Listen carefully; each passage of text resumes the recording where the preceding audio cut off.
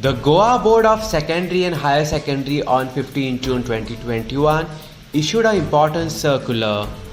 It is regarding curtailed syllabus for class 10 and 12 for the academic year 2021 to 2022. The circular informs the following.